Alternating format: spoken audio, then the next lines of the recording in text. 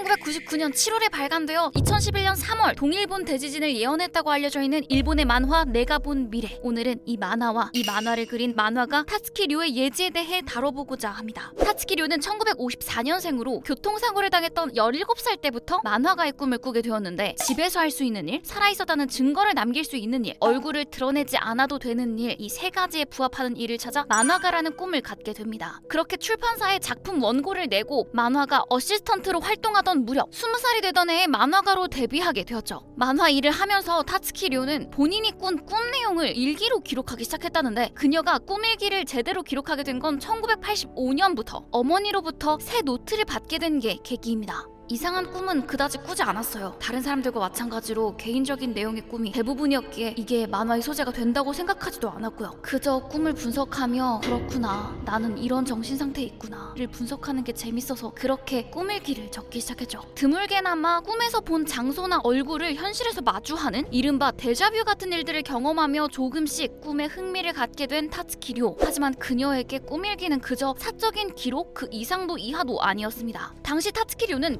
괴담이나 공포 체험담 같은 만화를 주로 그렸는데, 주변 지인이나 독자들에게 체험담을 받아서 이를 만화로 그리곤 했다고 합니다. 하지만 갈수록 소재는 떨어지고 겹치는 소재들만이 쌓여갔죠. 그래서 90년대 이후로는 제가 꿈일기에 적어두었던 데자뷰 체험이라든지 신기한 꿈들을 모아 만화를 그리게 되었습니다. 어릴 때부터 꿨던 신기한 꿈들 중에는 쓰나미 관련 꿈이 정말 기억에 남는데, 1981년 그날은 꿈속의 꿈을 꾸고 있던 날이었습니다. 꿈속의 그 해는 여름이 되어도 기온이 불안정하고 작은 지진이 곳곳에서 일어나고 있었죠. 그러던 중 굉음과 함께 순식간에 쓰나미가 다가왔고, 도망치는 사람들의 비명 속에서 전 의식을 잃고 그렇게 꿈에서 깨게 됐는데, 시계를 보니 오후 5시에 멈춰 있었고 반팔 차림이었으며 집 밖을 나서자 뭔가 위화감이 느껴질 정도로 주변이 조용했죠. 사람들은 어딘가 지쳐 보였고 주변은 눅눅하게 물이 차 있었고 마치 대형 쓰나미가 왔다 간 것처럼 느껴졌습니다. 그때 문득 이 세상에 남은 건 이 부근뿐이라는 생각을 했고, 꿈에서 깬 저는 이 모든 걸 꿈일기에 적어 내려갔죠. 잊혀지지 않는 이날의 꿈을 만화로 그려볼까 싶어 초고에 들어갔지만 왜인지 한기와 메스꺼움이 덮쳐 이내 단념하고 말았습니다. 그러다 1998년 인도 여행을 가게 된 타츠키 료는 거기서 또 한 번 묘한 꿈을 꾸게 되는데, 마치 스프가 끓어오르듯 일본 남단의 태평양이 부글부글 끓어오르는 듯한 이미지. 하지만 그 원인이 무엇인지 그리고 그게 언제 일어나는지까지는 알 수 없었다고 하죠. 타츠키 료는 추후에 이 날을 본인 인생의 커다란 터닝포인트였다고 말합니다. 이 이야기를 들은 편집자는 최근 독자의 체험담 코너에도 큰 쓰나미 관련 꿈을 꾸었으니 만화로 다뤄주세요 라는 투구가 많이 올라오고 있으니 이 꿈을 만화로 만들면 재밌을 것 같다고 얘기를 계속했죠. 그렇게 약간은 등 떠밀려서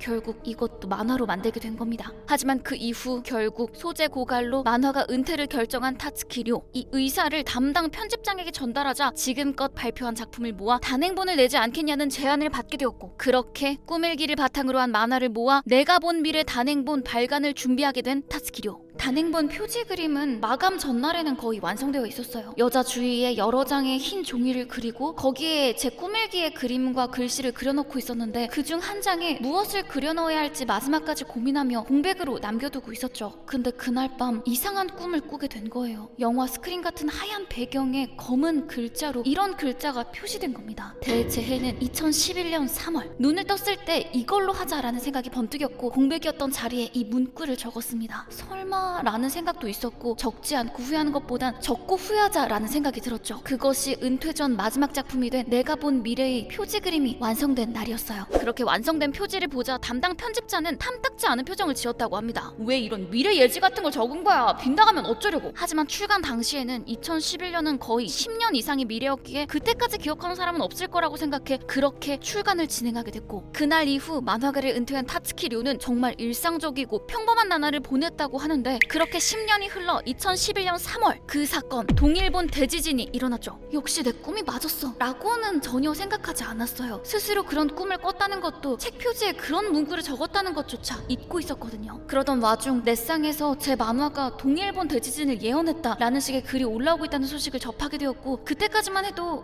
그렇구나 라는 반응이었어요. 곧 잠잠해질 거라고 여겼고 그대로 잊혀질 거라고 생각했죠. 하지만 2020년 이후 타츠키 료의 내가 본 미래가 TV에서 다뤄지기 시작했고 그때부터 이 만화책이 급속도로 주목받기 시작합니다. 과거 타츠키료와 작업을 같이 했던 출판사는 이미 없어진 상황이었던 데다가 그녀도 인터넷의 문외한이었기 때문에 그 누구도 그녀에게 연락을 취할 길이 없었고 그 때문이었을까 얼마 안가 그녀를 사칭하는 사칭범이 등장하게 되었죠. 그 사칭범은 본인이 2020년에 메로나 사태도 예언했다. 이 책에 적힌 예언에는 일련의 규칙이 있으며 그 규칙에 따라 8월에는 후지산이 분화할 것이다라는 등 새로운 말들을 쏟아내기 시작합니다. 이 소식도 조카들을 통해 듣게 되었는데요. 넷상에서 저라면 하지 않을 법한 말들을 내뱉고 있더군요. 2021년에는 주간지나 오컬트 정보지 등 미디어에도 얼굴을 비추더라고요. 처음에는 뭐 그냥 냅둘까라고 방관하고 있었습니다만 점점 말도 안 되는 쪽으로 확대되어만 갔습니다. 가짜가 마치 예언가처럼 행동했던 거예요. 하지만 제가 직접 움직였다간 무슨 일을 당할지 모른다는 생각에 손을 쓰지 못하고 있었죠.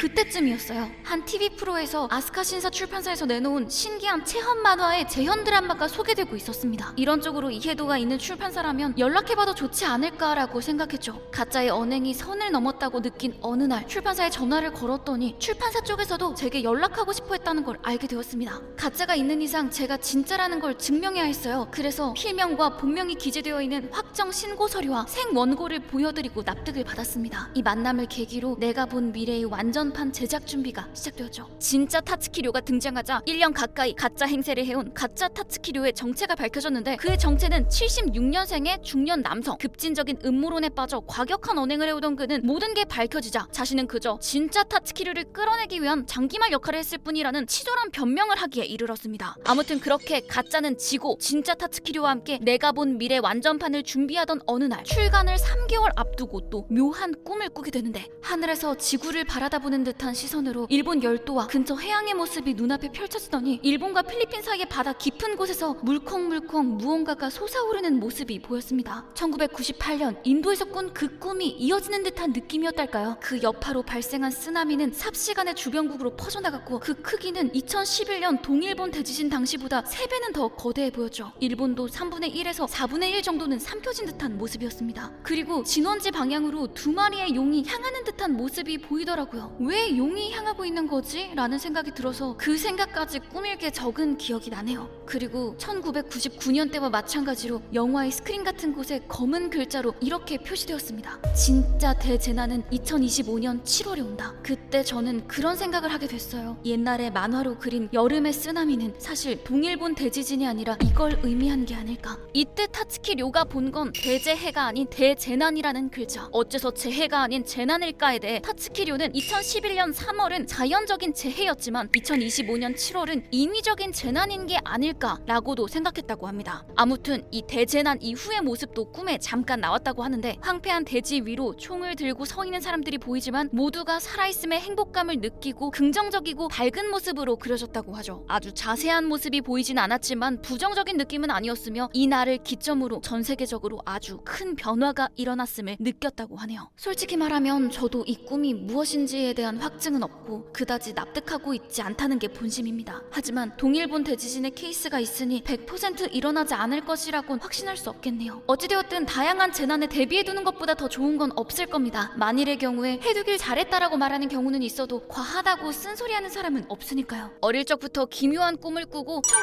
1985년쯤부터 본격적으로 기록하기 시작한 꿈일기를 바탕으로 2011년 3월에 동일본 대지진을 예언. 그 당시에는 많은 사람들의 관심을 끌지 못해 그 어떤 대비도 하지 못했지만 2025년 7월을 1년 앞둔 2024년의 지금은 모두가 주목하고 있으니 앞으로 일어날 재난에 대비할 수 있지 않을까 말하는 타츠키료. 그녀는 이렇게 사람들에게 경종을 울리는 것이 자신에게 부여된 역할이지 않을까 말하고 있습니다. 이 내용은 타츠키료의 내가 본 미래 완전판에 보다 자세히 서술되어 있으며 내가 본 미래 완전판은 발매 한 달 반 만에 40만 부 판매, 현재는 56만 부를 돌파한 초 베스트셀러가 되었다고 합니다. 근데 2025년이면 오사카 국제박람회 열리는 시기 아닌가?